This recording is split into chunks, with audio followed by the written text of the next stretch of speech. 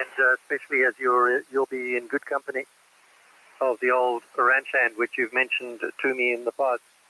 Yeah, fortunately, without dwelling on the media, I don't watch too much of that. In fact, I don't watch any of it because although I've got the satellite system working here, I don't have the bandwidth.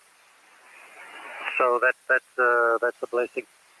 Okay, we'll have a good day. It sounds like it'll get off to a good start with that Mexican stuff. W5BY, big signal, c91ccy. All right, that's the deal. Hey, do y'all have prickly pear over there? Yes, big time. Yeah, okay. Yeah, what we're going to eat is newborn leaves prepared with eggs and bacon over. What, prickly pear leaves?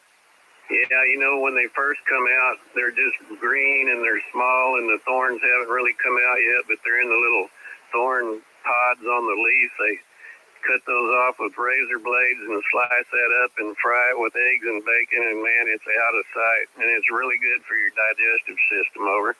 I had no idea. I've eaten them raw.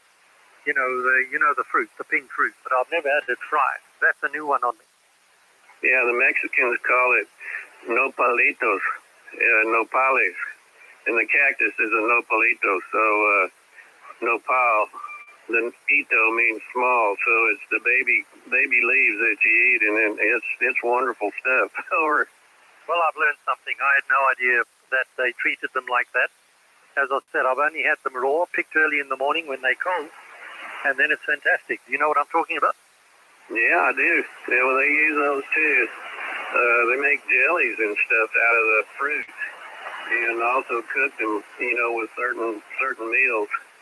But the nopalitos, first time I had it was, maybe 30 years ago. I was working in a cardiopulmonary lab at a research facility back then, and one of the hands at the place was an excellent cook, a Mexican guy, and he came in one morning for everybody. We said, "What are they?" And he said, "Nopalitos."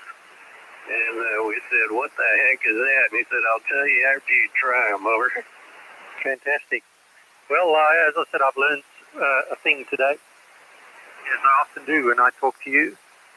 And I have to tell you, one of the problems with the fruit once it grows, the size it gets to, and it's ripe and ready to eat, most of the antelope and other four-legged type beasts can't get to them because of the thorns.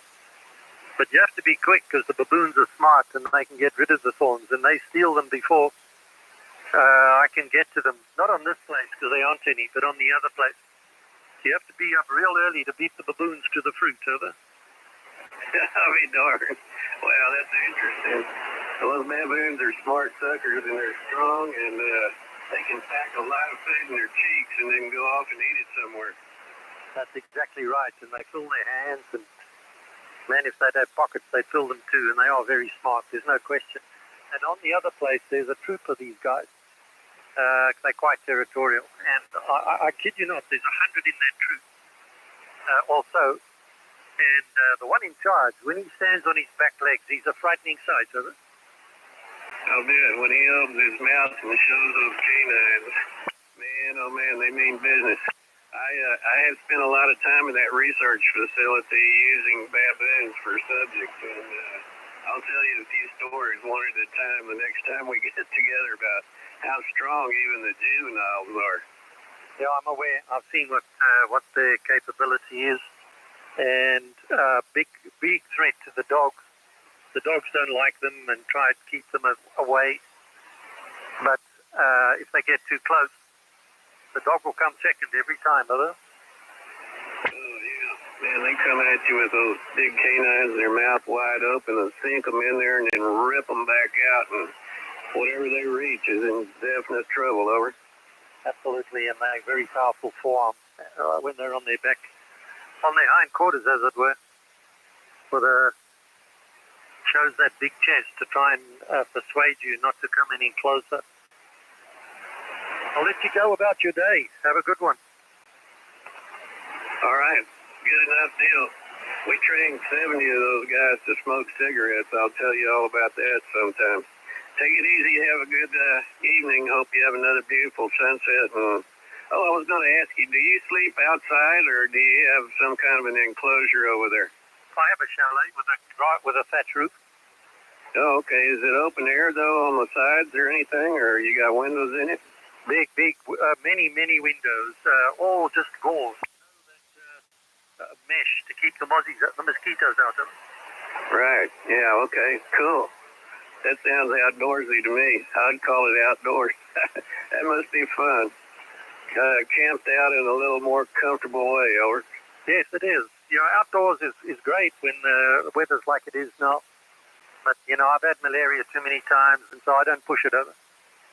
Yeah, I can imagine. Well, you'll have to tell me about that sometimes. I have no experience with it, but I know how it can be tough. Anyway, take care of yourself. I better get out of here and make way towards the Pueblo in town there. Anyway, talk to you later. Sorry I missed you last night. I'll make up for it soon. Take care, and all is well here on this end. I'm glad it is there too. C91ccy, W5BY. Got up to 5'9" plus 5 that time. Yeah, 9 plus 10 for you, Howard, and keep it like that. That you have no experience at the big end. It's lousy stuff. Cheers. Good day. Good day. November Yankee 9 Hotel. I hear many voices. I heard a November Yankee 9er.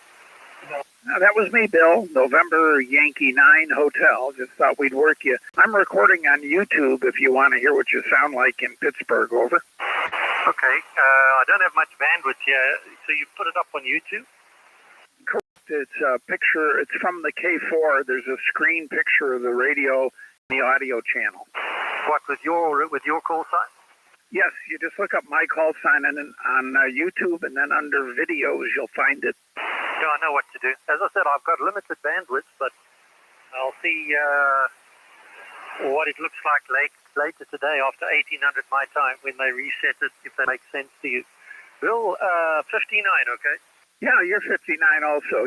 Well, if you get there, you'll see it. And I had pretty bad bandwidth here. When I moved up to this place on the hill, it's about 3 miles to broadband, and I microwave it in up off a guy's silo, from his farm to his silo up to my house on the hill. Well, I'm on a satellite here, one of these geostationary things out over India somewhere with a limited bandwidth because it's expensive over. Yeah, I know. Some of the folks around here use Hughes satellite, which is expensive and ridiculous and has latency and all those bad things. So when I moved here 10 years ago, I had to figure out a way to jeep it up the hillside a couple of times to get up to my place, because I'm too far out of the kilter for any kind of DSL, and they don't run broadband by me yet. So someday. Anyhow, good to hear you. And we figured out, when I couldn't hear you so well, I figured out I better turn on the beam that's pointed west, and it works much better than the dipole. Well, it does. You're 9 plus. And there's no broadband for I don't know how many hundreds of miles, which is part of the attraction, I suppose, of being here, because broadband means people. Bill, cheers. Have a good day, right? Yeah, have a wonderful day, and thanks for the QSO, and stay well, my friend. New York 9 Hotel. Pleasure, Bill. Charlie 91, Charlie Yankee. Juliet near Chicago. November. Who's near Chicago? Who said